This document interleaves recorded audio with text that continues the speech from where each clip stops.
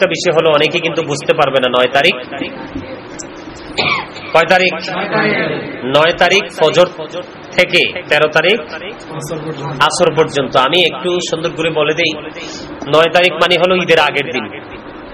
কোন দিন?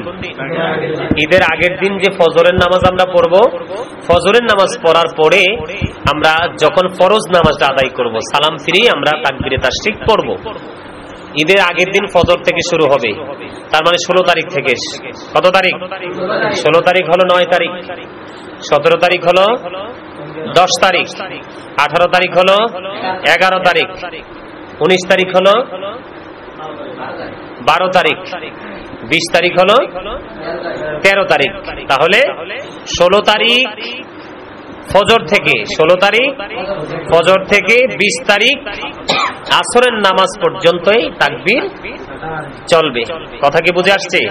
আর যারা ঈদের নামাজের দিকে যাবেন, নিশ্চয়ই সবাই 12 মাস নামাজ না পড়লেও ঈদের দিন কিন্তু অনেকেই পড়ে, নামাজ পড়ে না। সবাইকে বলবো, যারা ঈদের নামাজের দিকে যাবেন অবশ্যই পায়জামা পাঞ্জাবি পরে সুন্নতি পোশাক পরে যাবেন, আতর লাগাবেন, বছরের সবগুলো দিনের চাইতে উত্তম রূপে গোসল করবেন, এক রাস্তা দিয়া ঈদগাহে যাবেন, আরেক রাস্তা দিয়ে ঘুরে নিজের গন্তব্যে আসবেন।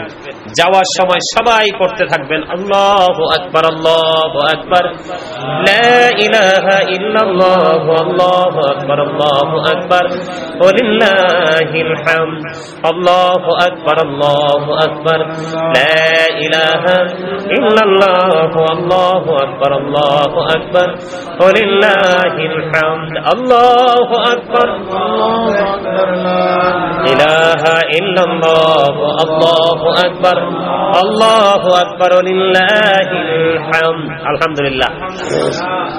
আমি আবারও বলছি, একবারে সর্বশেষ প্রান্তে চলে আসছে আলোচনা।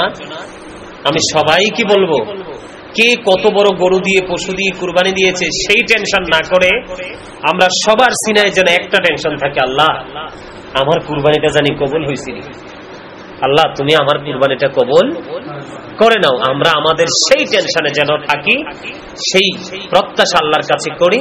আল্লাহ যেন আমাদেরকে সুন্দর মানসিকতা নিয়ে ইসলামের বিধান অনুযায়ী আমরা যেন যাদের উপর কুরবানি করা ওয়াজিব, আমরা যেন কুরবানিটা করতে পারি।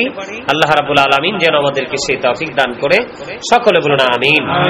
এই বলে আমি আমার সংক্ষিপ্ত আলোচনা এখানে সমাপ্ত করছি। ওয়াখির দাওয়ানা আলহামদুলিল্লাহি রাব্বিল আলামিন। আমরা অত্যন্ত চমৎকার ভাবে, আমি কিন্তু আসলে আজকে অসুস্থ, তারপরেও কিন্তু প্রোগ্রামটা করেছি। বিষয়গুলো মানুষ তো বছর একবার করে, সেই জন্য মানুষ ভুলে যেতে পারে। আর বিশেষ করে অনেকে দোয়ার প্রার্থী আছেন, এই জন্য আল্লাহ রাব্বুল আলামিন অত্যন্ত সুন্দর করে এই জান্নাতের বাগানে আসার বসার তৌফিক দিয়েছেন এবং সুন্দর করে মিলাদ কিয়াম সম্পন্ন করার তৌফিক দিয়েছেন।